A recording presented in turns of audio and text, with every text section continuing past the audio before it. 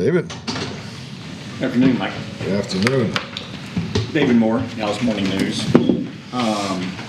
Especially with these two games coming up pretty quick and what your injury situation is overall, how big of a concern is that? And can you, I know it's still early, but with Jake and your three offensive linemen from last night, kind of where they stand? Yeah, definitely. We're still kind of working through a couple of these, but, I think Jake will be hard-pressed to be available.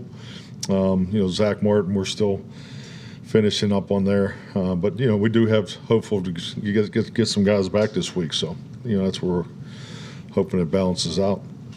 And I know you always use the determining factor, just physically, if a guy can play, he plays.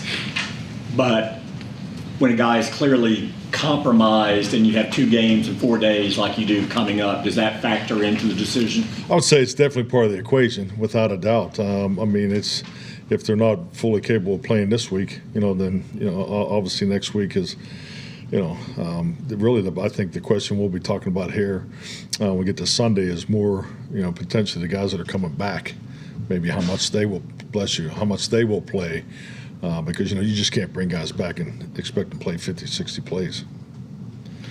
Clarence Hill, All City, Dallas. Can you just talk about the fight this team continues to show? Even though the scores seem to be lopsided, Jerry talked last night about you haven't lost a team, and I know there were some skirmishes on the field last night. Is that an example of this team still has the passion to play the game? Oh, definitely. You got to remember now, this, just like any year, this journey starts back in April. So, and these guys have done a lot together. We've done a lot together. We've put a lot into us, and we are frustrated, disappointed where we are. But this locker room has a tremendous amount of fight. I can't tell you how much I do believe in them, and it is difficult, but we'll continue to fight. Mike, Todd Archer with ESPN. You told us a couple weeks ago that you expected a transition defensively. I can't imagine you thought it would take this long for things to get up to speed. Does that kind of surprise you that the transition has taken this kind of long? I think there's a lot more to it than just a transition. We have a lot of moving parts on defense. I think the injuries were probably, the biggest setback, coming out of training camp early in the season. We do have new guys playing, certain positions, just evident this past game too. So, and we've had to play certain defenses more this year than we ever had, just because of the way the lineups have laid out.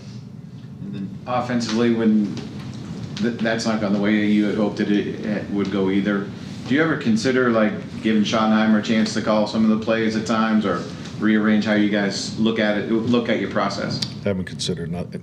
Don't think like that. John Machota with The Athletic. Can you just share what maybe your reaction was to knowing that you think the roof's going to be open and then it's not, when finding that all out, and did that have any impact on anything that you did yesterday? No, if the roof's open, you go out and you measure the wind. I know there was a potential wind, so we were prepared to assess the environment. But yeah, we had plenty of time. We're there early, so we had plenty of time to adjust. And then on the Turpin play, I think it's easy for us on the outside to say, well, how come there aren't more plays like that? Why do you think that maybe Cavante hasn't been as involved in the offense? I won't say he's been involved. I think Devontae's had a lot of opportunities as far as play time, and I think he's done a really good job. If you look at the steps, the jump he's made from last year to this year. He's able to play all the positions on offense. So I actually feel very good about what he's given us at the receiver position. Calvin Watkins, Dallas Morning News. When you're going through times like this, how do you try not to change too much or tinker a little bit, or just stay the course and because you believe in your process? Well, we're going to stay the course. I'm just really like any year, any week. Really, the injury reports really drives a lot of our decision, drives a lot of what we can do, what we cannot do. So, and that's kind of what we're working through right now as a staff, trying to get ready for Washington. Run game, we've talked about how it been soft, and it looked like he was moving forward. How frustrating was it just to see? Yeah, we took a step backwards, clearly yesterday. So I was disappointed in just the way that laid out. So we need to do a much better job this week. Saw Sadis of The Athletic. Mike, what were your initial impressions about Dan Quinn when you hired him, just on your staff, and then, how did that relationship grow in the ensuing 3 years? Yeah, just knowing Dan from across the way, always had a ton of respect for him. It was awesome to have him here in Dallas. He's become a very good friend, and I'm really happy for the success he's having. And what ways did you see him relate to players? It seems like the players also have a great deal of respect for him. Yeah, definitely. Dan does a great job connecting with people. Has great personality. Yeah, he did a great job for us and is doing a great job now. Nick Harris for Star Telegram. Getting guys like Josh Butler and Ryan Flanoy starts and ample experience yesterday. Is there an intention moving forward to give more youth opportunities like that? I mean, we've been playing with youth all year, so we're going to do it. Yes, I mean, so if it lays up this way, they'll have a chance. Hopefully, we get Brandon Cooks back this week, so we'll see how that shakes out.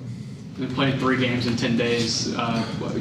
Does your staff meet just to kind of talk about workload for the guys over the course of the next couple of weeks? Workload for the players? Yeah.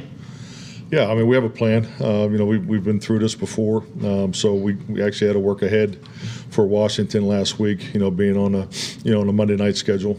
So we're into Washington today, and we get the end of the week, then we'll have to work ahead on the Giants. So we have a good plan. Garrett Podell, CBS Sports. Mike, given your familiarity with Dan Quinn, how similar is his defense in Washington to what he ran with you? It's very similar. I think Joe Witt's done a tremendous job. I mean, he's taken pretty much the system there, and then he's gone in a direction that he believes in. He's been very aggressive with it, and been very impressed. Skyler Dixon with the AP. It's been a tough year for the offensive line in a lot of different ways. With the latest on the injury front, how much more challenging will that be over these next couple of games at least? I mean, that's part of it. Obviously, Zach is a key. He's a keystone for our offensive line. So, that will be a big one. But, it's just more opportunity for these young players that really have been playing a lot and have been getting a lot of work.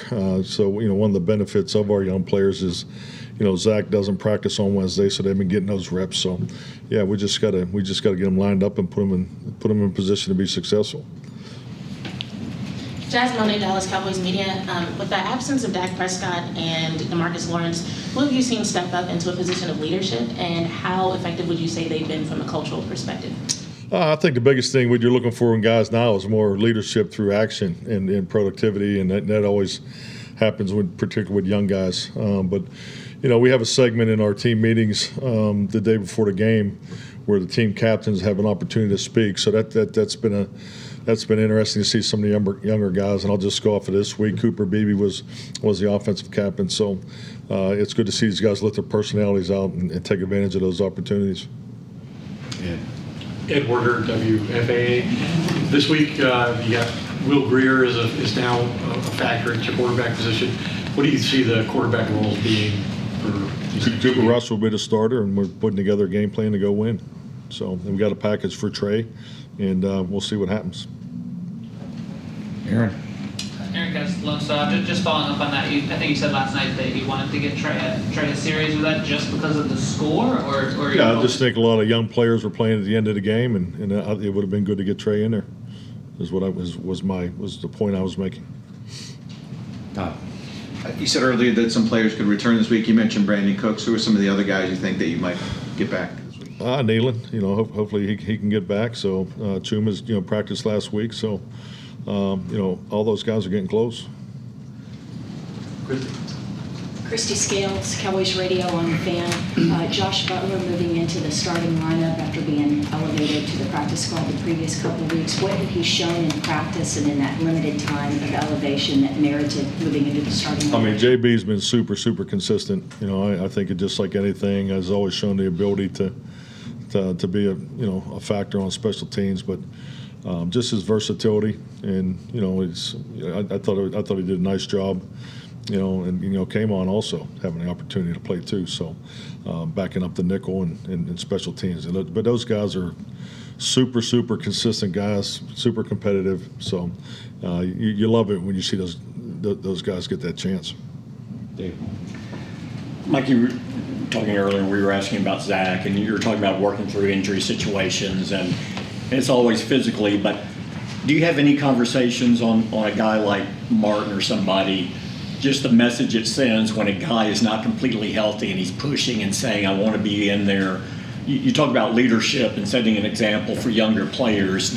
How do you balance getting a younger player more time and a veteran saying, no, things are going bad, I need to be out there, I need to be part of this? Well, I think the biggest thing is, it's a great example what Zach Martin has shown this year and obviously throughout his career. And I think that's something that we all notice. But the practice structure is in place. We have a vet select plan for individuals that are that you got to be smart with them. It is a long year, 17 games, and all those things are factored into it. So the young guys do benefit from it in our practice regimen. And then with that, he's obviously involved in all the meetings. Is definitely involved in the walkthroughs and things like that. So the leadership component is always in place. So I think the systematic approach of how we handle the Zach Martins has worked out very well for us. Okay, thank you, Mike. Thank you. Thank you.